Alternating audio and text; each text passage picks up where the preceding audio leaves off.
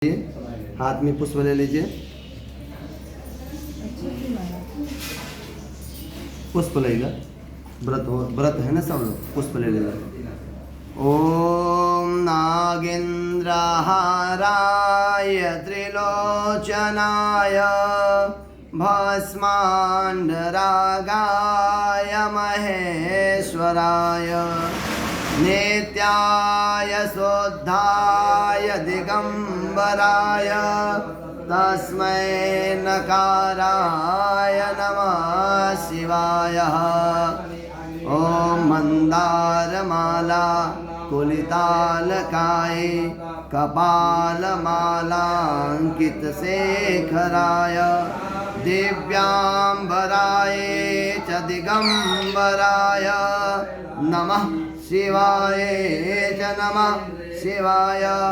कैलासगिरे रम्ये गौरी पृच्छति शंकरं गुह्याद् गुह्यतरं गुह्यं कथस्व महेश्वर। कै मंदार की माला से जिन पार्वती के केस मतलब बाल में अलंकृत हैं और मुंडों की माला भगवान शिव के गले में है, ऐसे हमारे शिव और पार्वती हैं। कहें जो दिव्य और सुंदर वस्त्र धारण करके माँ भगवती परायम्बा 16 श्रृंगार करके विराजमान माँ पार्वती हैं और हमारे शिव दिगंबर यानी नंगे हैं, बिना वस्त्रों के हैं। ऐसे शिव और पार्वती को हम बारंबार प्रणाम करते हैं, उनके चरणों में कोटि कोटि वंदन करते हैं। रमणीक कैलाश पर्वत के शिखर पर बैठे हुए एक बार माँ पार्वती ने भगवान शिव से बोला कि हमें कोई ऐसा गुप्त व्रत बताइए जो हम न जानते हो, सभी धर्मों से सरल हो, जिसमें परिश्रम भी करना कम पड़े लेकिन उसका फल इतना ज्यादा हो जिसकी कोई तुलना ना हो। हे नाथ, यदि आप वास्तव में मुझ पर प्रसन्न हैं, वास्तव में मुझे बहुत प्रेम करते हैं, तो कृपया करके इस व्रत के प्रभाव से, कौन से दान के प्रभाव से और कौन सा मैंने ऐसा कर्म किया था जिसके फलस्वरूप मैं आपको पति के रूप में पाई हूँ, या मैंने कौन सा ऐसा अनुष्ठान किया जिससे आपका आधा आसन मुझे प्राप्त हो गया, उसे बतलाइए। भगवान शिव जी बोले कि हे पार्वती, ये सर्वस्व मुझे छिपाने योग्य है, ये बताने का अधिकार तुमको मुझे नहीं है, लेकिन चूंकि मैं तुम्हें बहुत प्रेम करता हूँ, मैं बहुत मानता हूँ और तुम्हारे प्रेम के वशीभूत होकर के मैं तुम्हें बताता हूँ। कहें भगवान ने कहा कि यथा चोडु गणे चंद्रो ग्रहणाम भानुरेव च वर्णानाम च ब्राह्मण, जैसे नक्षत्रों में श्रेष्ठ चंद्रमा होता है, ग्रहों में श्रेष्ठ सूर्य होता है, वर्णों में श्रेष्ठ ब्राह्मण होता है, देवताओं में श्रेष्ठ भगवान विष्णु होते हैं, नदियों में श्रेष्ठ गंगा कही गई है, पुराणों में श्रेष्ठ महाभारत कहा गया है, वेदों में श्रेष्ठ सामवेद को कहा गया है, इंद्रियों में श्रेष्ठ मन को कहा गया है। उसी प्रकार सब पुराण, सब वेदों का सर्वस्व जो है वो मैं तुमसे बतलाता हूँ। तुम्हें एक प्राचीन व्रत के बारे में बतलाता हूँ, अर्थात ये जो व्रत है ये सब व्रतों में श्रेष्ठ व्रत है। इसे करने वाला जो चाहेगा वो प्राप्त कर सकता है, कुछ भी, सिर्फ पति नहीं, जो उसकी मनोकामना होगी। असंभव कार्य को यदि पाना है तो इस व्रत को करना है, पति तो दीर्घायु रहेगा ही। कहें जिस व्रत के प्रभाव से तुमने मेरा आधा आसन प्राप्त कर लिया, ये कोई साधारण व्रत नहीं है, सिर्फ पति के लिए नहीं है, ये व्रत है असंभव कार्य की सिद्धि के लिए। एक मनुष्य रूप पार्वती ने भगवान शिव परमपिता को प्राप्त कर लिया, उनके आधा आसन को ले लिया इस व्रत के प्रभाव से।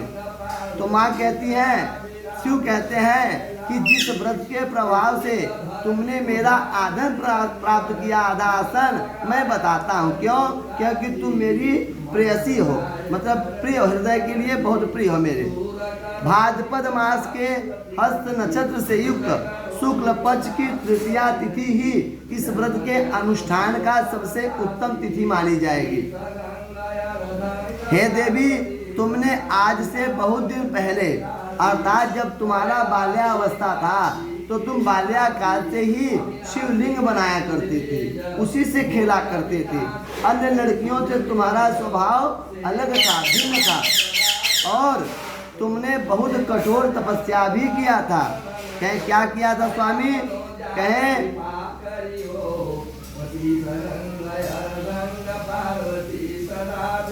तुमने 12 वर्ष तक उल्टे लटक करके, 12 वर्ष सिर्फ उल्टा टंग करके तुमने मेरे लिए तपस्या किया था बाल्यावस्था में।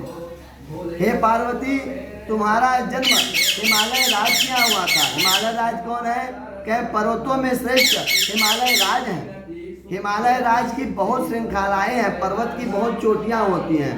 उन चोटियों में ऐसी ऐसी चोटियां हैं, किसी में स्फटिक है, किसी में पन्ना है, किसी में माणिक है, किसी में हीरा है, रत्न और बैदुड़ मणियों से भरी खाने हैं उस पर्वत पर। उस पर्वत पर यक्ष, गंधर्व, अप्सराएं आकर नृत्य करती हैं, वहाँ पर रुकना चाहती हैं, वहाँ पर विरह करती हैं, पक्षियाँ वहाँ चहचहाती हैं, जानवर वहाँ घूमते हैं और बड़े आनंद के साथ उस पर्वत पर सुख शांति पाते हैं। उस पर्वत के बगल से गंगा ध्वनि बहती रहती है और गंगा सुनाई पड़ती है। उस पर्वत से आच्छादित होकर माँ गंगा की ध्वनि रहती है। हे पार्वती, उन्हीं हिमालय राज के घर में तुम्हारा जन्म हुआ था और बाल्याकाल में तुमने 12 वर्ष उल्टे लटक करके तुमने मुझे प्राप्त करने के लिए अनुष्ठान किया था। जले मग्ना बैसाखे चा अग्नि से विन्या श्रावणे च बहिवासा अन्यपाना विवर्जिता दृष्ट्वा तेन तत्कष्ट चिंतया दुखितो अभवत् कस्मै देया मया कन्या एवं चिंतातुरो अभवत् तदैवावसरे प्राप्तो ब्रह्मपुत्र धर्मविदः। कहे तुम्हारा जो स्वभाव था वो अन्य लड़कियों के प्रति अलग था। तुम 12 वर्ष उल्टा टंगी, 64 वर्ष तुमने पत्ता खाकर मेरे लिए, सूखे पत्ते खाकर मेरे लिए तपस्या किया। माघ के महीने में जब प्रचंड ठंडी पड़ती थी तो तुम जल में बैठकर मेरे लिए तपस्या करती थी। बैसाख में जब भयंकर अग्नि की तरह दोपहर होता था, धूप होता था, तो उस धूप में चट्टान पर बैठकर तुम मेरे लिए तपस्या करती थी। और श्रावण के महीने में बरसात के मध्य में बैठ के तुम मेरे लिए तपस्या करती थी। भूख और प्यास से तुम कभी भी परेशान नहीं होती थी, इन सबको त्यागा करती थी और मैदान में बैठकर घोर तपस्या किया करती थी। ये सब देखकर तुम्हारे पिता हिमालय राज बड़े चिंतित हुए कि मैं इस कन्या को किसको दूंगा, कौन इसका वर बनेगा, कौन इससे विवाह करेगा, कौन इससे खुश रहेगा, कैसे इसकी जिंदगी चलेगी। ये सोचकर तुम्हारे पिता बड़े चिंतित थे। तभी ब्रह्मपुत्र ब्रह्म ऋषि श्री देवराज नारद वहाँ प्रकट हुए। नारद को देख करके हिमालय राज बड़े प्रसन्न हुए, उन्हें आसन देकर बैठाकर चरण धुले, उन्हें दिव्य आभूषण व वस्त्र से सुशोभित करके उन्हें जलपान कराया। फिर उन्हें प्रणाम किया और उनसे अपने दुख की बात कही। हे महाराज, मेरी कन्या है, इसका क्या होगा, मैं बड़ा परेशान हूँ, कौन इससे ब्याह करेगा, कैसे इसकी शादी होगी। तब तुम्हारे पिता से देवराज नारद ने कहा कि अरे आपकी कन्या से विवाह भगवान विष्णु करना चाहते हैं, क्या भगवान विष्णु को अपनी कन्या दोगे? भगवान विष्णु को कन्या देने के नाम से हिमालय राज बड़े प्रसन्न हुए कि यदि मेरी पुत्री को 4 भुजाओं वाले शंख चक्र गदा पद्म वनमाला से सुशोभित शेष सैया पर विराजमान श्री हरि लेना चाहते हैं तो मेरी कन्या के तो भाग्य उठ जाएंगे, मेरी कन्या के तो भाग्य जाग जाएंगे।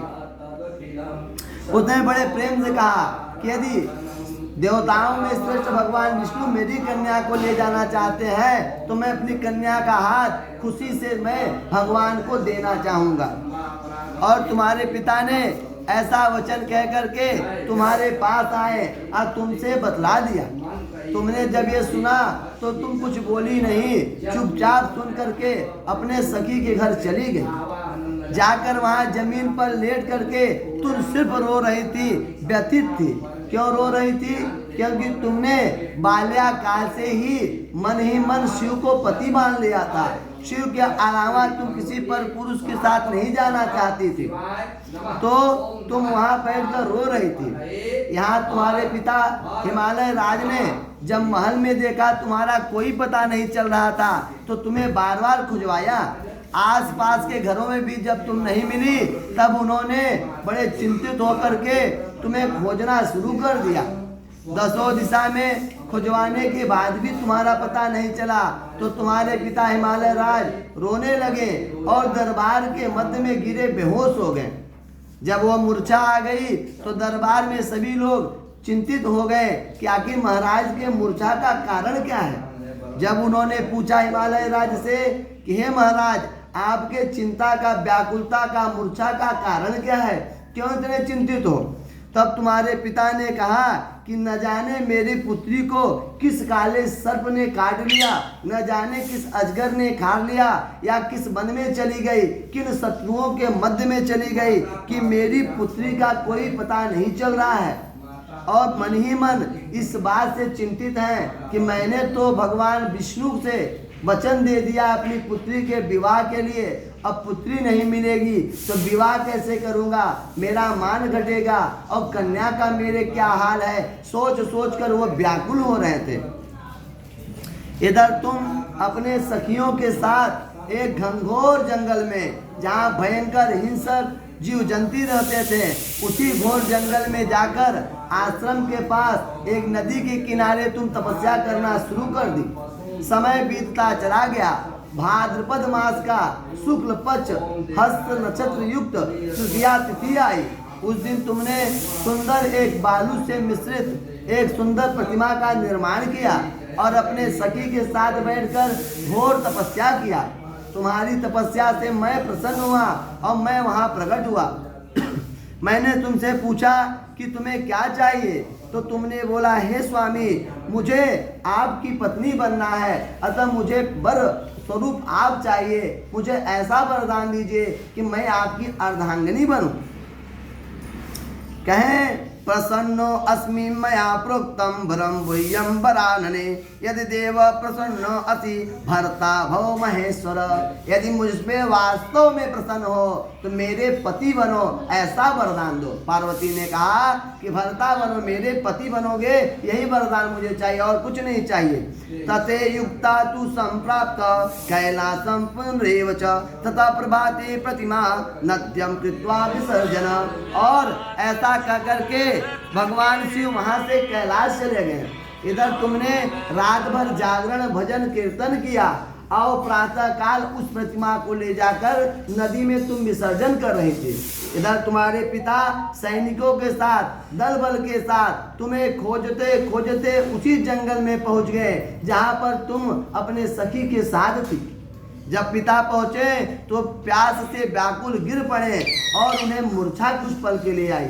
जब नींद खुला तो देखे दो कन्याएं कुछ प्रतिमा का विसर्जन कर रही थी। दूर से देखा, समझ में नहीं आया, दौड़ के पास आए, तुम्हें देखा, अपने छाती से लगा करके खूब रोना शुरू कर दिया। फिर बोला, हे पुत्री, क्यों तुम चली आई? क्या तुम्हें कष्ट था? किसकी बात बुरी लग गई? क्या गलत हो गया जो तुम यहाँ चली आई?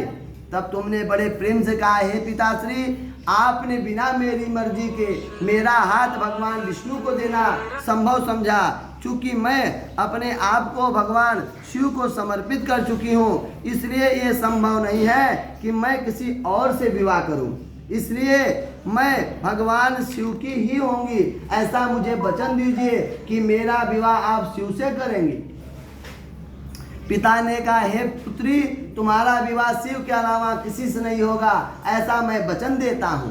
कहकर घर ले आए तो घर ला करके फिर तुम्हारा विवाह मुझसे कर दिया गया और उसी दिन से तुम मेरी अर्धांगिनी हो गई, आधा आसन की अधिकारी हो गई और मेरी पत्नी के रूप में तुम्हें यह आसन प्राप्त हुआ। हे प्रिया, हरितालिका इस व्रत का नाम क्यों पड़ा? यदि यह जानने की चाह तो सुनो। तालिका माने सखियां होता है और हरण किया था, इसलिए इस व्रत का नाम पड़ा हरितालिका। और सखियों ने तुम्हें ले जाकर ये पूजन कराया, इसलिए हरितालिका नाम से इसे विश्व जानेगा। कहें जो भी स्त्री इस पूजन को विधि विधान से करती है वो अखंड सौभाग्य 7 जन्मों तक रहती है। कहें भगवान शिव जी ने कहा, हे देवी, स्त्री जात के भलाई के लिए यह उत्तम व्रत मैं बतलाया हूँ। जो स्त्री अपने सौभाग्य की रक्षा के लिए वह यत्न पूर्वक इस व्रत को करेगी, वो सर्वप्रथम केले के खंभे को चारों तरफ से सुशोभित कर ले, सुंदर रंग बिरंगे रेशमी कपड़े बिछा करके चंदन व सुगंधित द्रव्य आदि से लिपवा करके भृंग शंख मृगंध आदि बजाते हुए सभी लोग एकत्रित होकर भगवान शिव की प्रतिमा को ले आए और स्थापित करें। विधि विधान से गंध अक्षत पुष्प धूप दीप नाना प्रकार के जो फल मिल सके उन फलों को मंगा लें, मिठाई मंगा लें और विधि विधान से भगवान का पूजन करें। नारियल, सुपारी, जम्बीरी, नेबुआ, लौंग, अनार, नारंगी और जो हो सके जो ऋतु हो उस ऋतु का फल मंगा लें और धूप दीप आदि करके भगवान शिव का पूजन करें। भगवान शिव का पूजन कर माँ पार्वती से कहें कि हे भगवती, हे ब्रह्मा रूपिणी, मैं आपको प्रणाम करता हूँ। हे जगतधात्री, मैं आपको प्रणाम करती हूँ। हे सिंह वाहिनी, मैं आपको प्रणाम करती हूँ। हे जगदम्बिका, मैं आपको प्रणाम करती हूँ। हे पार्वती, मैं आपको प्रणाम करती हूँ। हे भगवती, हमें अखंड सौभाग्य दो, हम पर कृपा बरसाओ। ऐसा बार बार करें। तदंतर विधि पूर्वक कथा सुने और ब्राह्मण को वस्त्र, गौ, स्वर्ण आदि जो हो सके यथाशक्ति दान करें। इस तरह एकत्रित होकर स्त्री अथवा पुरुष दोनों एक साथ बैठकर भगवान शिव का पूजन कर उसके बाद वस्त्र आदि जो हो सके संकल्प करके दान करें। हे देवी, जो इस प्रकार पूजन करेगा वो सभी पापों से छूट जाएगा और 7 जन्म तक सुख और सौभाग्य की प्राप्ति करेगा। जो स्त्री तृतीया तिथि का व्रत न करके अन्न का भक्षण करेगी वो 7 जन्म तक बंध्या और 7 जन्म तक विधवा होगी। वह सदा दरिद्री, पुत्र शोक से शोकाकुल, स्वभाव से लड़ाकी, सदा दुख भोगने वाली और उपवास न करने वाली स्त्री अंत में घोर नरक जाती है। तीज को अन्न खाने वाली स्त्रियों का क्या फल होता है भगवान? तो भगवान ने कहा कि तीज के दिन जो अन्न खाती है वो सुकरी बनती है, जो फल खाती है वो बंदरिया बनती है, जो पानी पीती है वो जोग बनती है, जो दूध पीती है वो सापिन बनती है, जो मांस खाती है वो बाघिन बनती है, जो दही खाती है वो बिल्ली बनती है, जो मिठाई खाती है वो चींटी बनती है और जो सब कुछ खाती है वो मक्खी बनती है। कहें उस रोज रात में सोने वाली अजगर बनती है और पति को धोखा देने वाली मुर्गी बनती है। इसीलिए हर स्त्री को व्रत अवश्य करना चाहिए। दूसरे दिन स्वर्ण, चांदी, तांबा अथवा बांस के पात्र में अन्न भर के ब्राह्मण को दान करके तब पारण करना चाहिए। जो स्त्री इस प्रकार व्रत करती है वो मेरे समान पति को पाती है और जब मरने लगती है तो तुम्हारे समान उनका स्वरूप हो जाता है। उसे सब प्रकार सांसारिक भोग और सायुज्य मुक्ति मिलती है। इस हरितालिका की व्रत कथा को सुन लेने से प्राणी को 1000 अश्वमेध और सैकड़ों वाजपेयी यज्ञ की फल की प्राप्ति होती है। हे देवी, मैंने यह सब व्रतों में उत्तम व्रत जिसके करने के प्रभाव से सभी पाप मुक्त होते हैं तुम्हें बतला दिया। इति बोलिए पार्वती मैया की जय। नमः पार्वती पतये। पुष्प ले लीजिए। ओम तन्नो देवीरभीष्टये आपो भवन्तु पीतये सन्योर्भिसन्तु नः। ओम नमः संभवाय च मयो भवाय च नमः शंकराय च मयस्कराय च नमः शिवाय च शिवतराय च नमः पार्वती पतये। हर हर महादेव।